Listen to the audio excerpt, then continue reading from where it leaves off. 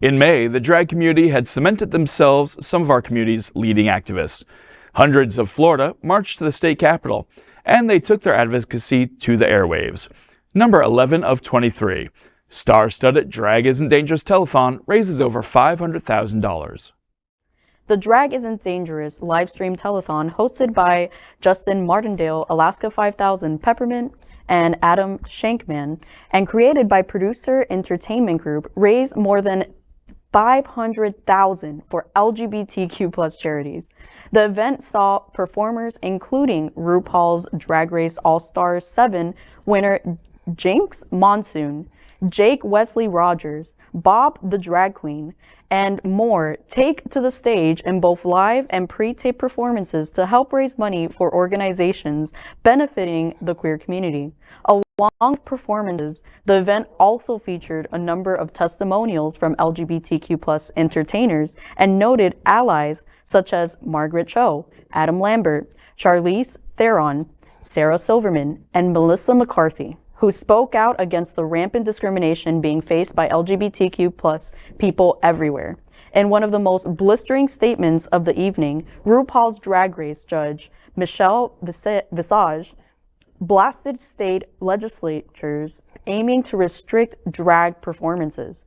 All proceeds from the event are being split among a pool of charities, including GLAAD, GLSEN, Headcount, Black Queer Town Hall, the ACLU Drag Defense Fund, Trans Justice Funding Project, and the Victory Fund to support and defend drag performers against anti-drag legislation in states such as Tennessee and Florida.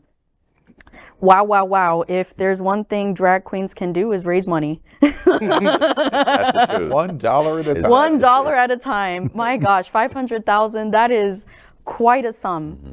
I am so happy that it's going towards organizations that are supporting trans performers because, as you know, as a trans performer myself, we're being villainized, we're being attacked. This is basically war for us. And basically. It is a war. And the money is going to help so much with supporting the drag performers who are being attacked with these legislation. And overall, the initiative really points out the good that can come from the community as well. A community that's being portrayed as being, evil. It actually is the power that is behind that community and, the good that they can do. There is, and one of the things that I get offended by is when anyone in the media or in the law and politics says every drag queen does this, every gay person does, and that's an untrue statement. I'm a firm believer if you change the way you look at a thing, the thing you're looking at will change. Well, what are you looking at? Yes, there are these type of people in every community, in every race, in every culture, in every sexual orientation. But the fact of the matter is there's also wonderful stuff in the drag shows. There's wonderful stuff in the gay community. There's wonderful stuff in the black community. And let's look at that stuff. Change the way you look at a thing, the thing you're looking at will change. Well, and that's how these rhetoric get put forward, because by demonizing just one person, right, you can say that, one drag queen is bad and therefore all drag queens are bad. Exactly. One gay person is bad and therefore all gay right. persons are bad. Exactly. But we don't turn around and say one straight person commit murder and therefore all straight persons are murderers. Right. So, it's, but it's to trigger the fear of the unknown with people who don't live in city centers, with people who don't live anywhere near an LGBTQ community. They paint this picture of a horror show of, debaucherous, Sodom and Gomorrah type of situation. I mean, trust me, Whitman is not that. Yeah. I wish. And to that point, I think interesting because once you establish this is what they're doing, the required question is, why are they doing it? And in this instance with drag queens, in 1994, RuPaul went to VH1 and did that first talk show as a drag queen.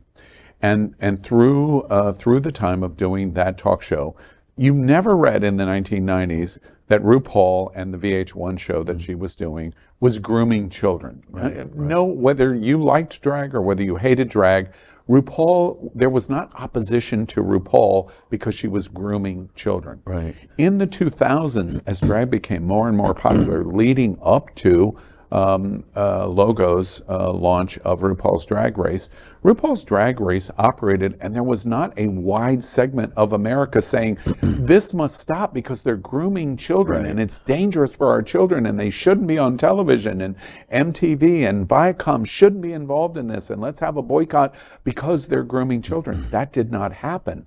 You might not have liked drag, or you might not have liked the LGBTQ community, but they did not make the connection to say you're grooming and destroying our children. Let me say, there is no connection. There really is no connection. I think what's happened in our society is the gay and lesbian youth and transgender youth are more comfortable to be more open and come out and share their orientation early. And I think society is getting scared of it. It's always been like that. It's just that back in the day, you know, a gay man might not come out till he's 60, married with 2 kids. Now he can come out. So he lived his life living how he didn't want to. But today, because they're coming out so much earlier, I think there's a society fear of that. Well, what's causing that? Well, the drag queens must be forcing that on the kids. And it's not society. It's a small percentage that are doing it for power and money to hold on to control. That's what's causing the fear. One last thought before we move on. Bobby's got to jump in for the next story.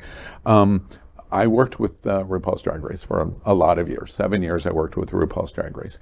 I congratulate specifically at Producers Entertainment. I worked with him for years, David Charpentier, who runs a producer entertainment group, which was behind this event. And I specifically call out Jinkx Monsoon, the winner of All Stars.